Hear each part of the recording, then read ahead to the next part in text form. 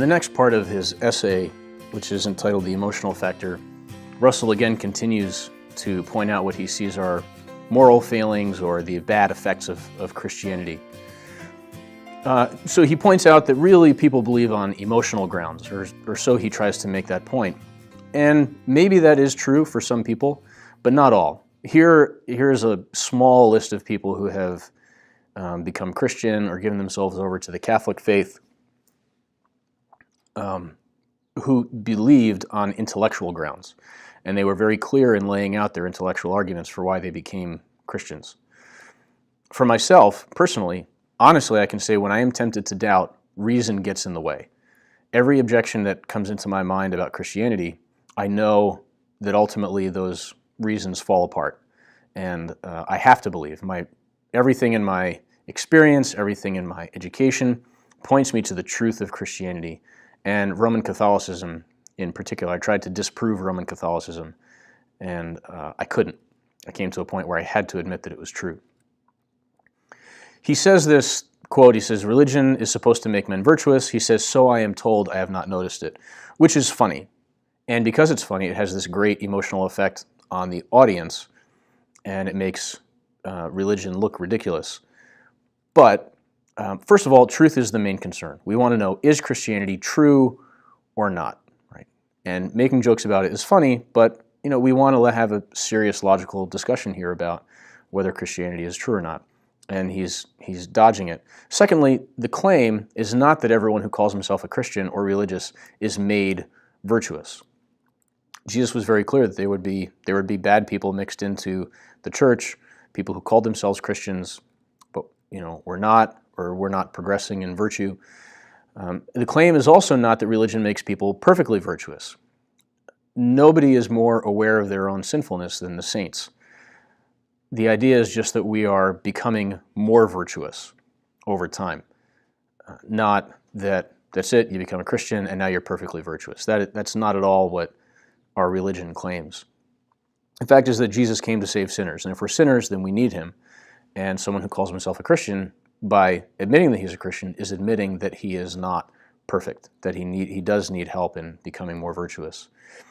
However, even having said that, look at the lives of the saints. Is there anybody outside of Christianity who can compare to such a collection as the saints? And there are so many saints. Here's just a few: Francis of Assisi, Mother Teresa, St. Patrick, Thomas More, St. Thomas Aquinas, etc. And not only what these people's lives are like, but some of them, how their lives were transformed. So you can see in those individual cases with those same people what they were like before they had Christianity and then when they became Christian. And it's, again, a large body of saints that you can look at and examine. He says something like, "We would be wicked if we were not Christian." First of all, I've never heard this as an argument, and Roman Catholicism certainly does not teach this. So this is really a straw man that he's setting up. He tries to point out that there's more cruelty in ages of faith, and this is a common misunderstanding. Really, it's based on this idea of chronological snobbery, like everyone before was religious, and there was a lot of cruelty back then, so faith must be bad. But the fact is not necessarily. It's just that in Christian nations, where they believed in education and keeping records and stuff like that, people had a better record of the abuse or whatever cruelty there was than other places. But the fact is that Christianity, wherever it's gone, has always put an end to human sacrifice.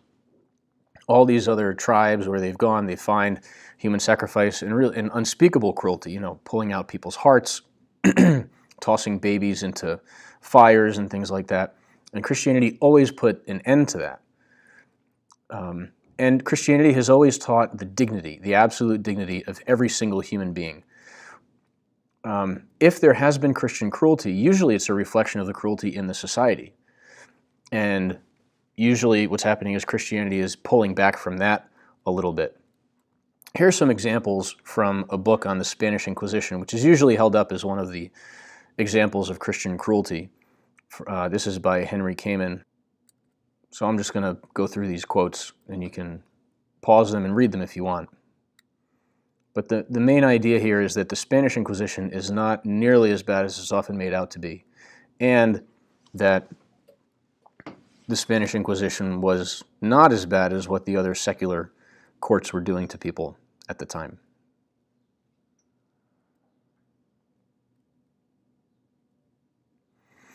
He, besides the Spanish Inquisition, points out millions of witches were burned at the stake. As an example, this is a great exaggeration. The population would not have supported killing so many. And again, a lot of these were set up by secular rulers. And then they called in the aid of the church or of the other religions. Again, the thing to point out, though, is that Christianity does not teach cruelty. Christianity does not teach that people ought to be killed or tortured or anything like that. So if there were abuses, then those were abuses. And we can point back to the actual teaching and say, that's not what ought to be done.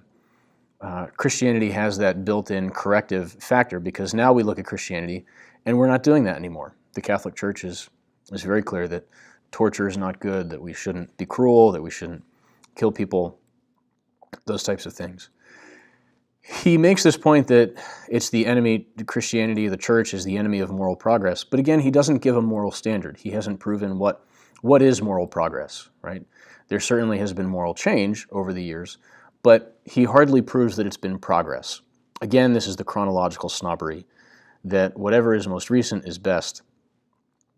The fact is that this idea that we have that every person has dignity and value came from Christianity. And the church has always taught the dignity and value of every human being. And that is a huge step forward in terms of moral progress. Some examples: discovering civilization in Central America. The discoverers went and they found people there and they came back, and the people in the church had to decide, okay, are these human beings or are they not? And they figured out, just from looking at them, they had a civilization, they had culture, therefore they were human beings, and they ought to be treated with dignity and respect. Ought to be. Whether or not they were, again, not everybody's perfect in the way they carry out their objectives or their directions, but it was come to the conclusion, nope, these are human beings, they need to be treated with dignity and respect, they ought to be educated, those sorts of things. The large role that Christianity played in ending the slave trade. If it wasn't for the Christians, that ending of the slave trade probably would not have happened. The first hospitals, caring for people, the sick, the dying, whether they were poor or rich, it didn't matter. This took place in the Middle Ages. It was a product of medieval times. The first public schools, they believed that everybody had a mind and had a dignity and ought to be educated, so they provided free public schooling for the children. They couldn't make it compulsory the way that we do in America today, but the first free public schools for anybody, regardless of how much money they had, was done out of Christian conviction of the dignity of the mind and that people ought to use their mind well. Another thing to point out is that if religious ages were worse, embracing this chronological snobbery, then why did the 20th century, technologically advanced and secular, witness more deaths than all past ages combined?